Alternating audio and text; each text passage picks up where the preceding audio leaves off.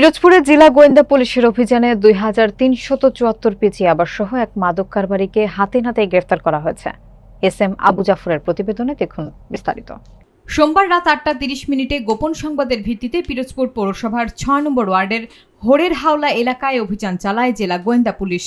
তাহফিজুল কোরআন মাদ্রাসার সামনে থেকে শাহিন হাওলাদার নামে এক মাদক কারবারিকে ২৩৭৪ পিচ ইয়াবাসহ গ্রেফতার করা হয়।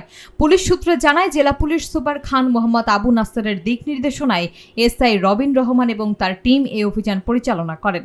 গ্রেফতারকৃত শাহিন ভান্ডারিয়া উপজেলার নদমুলা শিয়ালকাঠি ইউনিয়নের বাসিন্দা। পুলিশ জানায়, ইয়াবাগুলোর বাজার মূল্য আনুমানিক ৯,৪৯,৬০০ টাকা।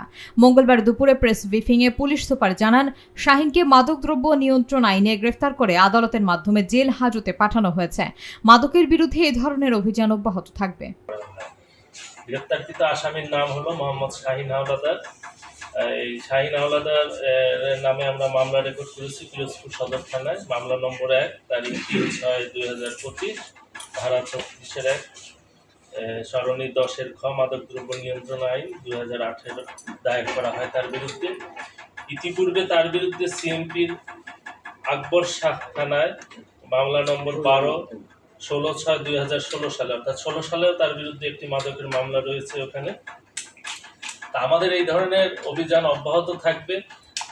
আমরা সবসময় চাই যে আমাদের জেলাটাকে আমরা মাদক মুক্ত রাখবো। আমাদের ডিবি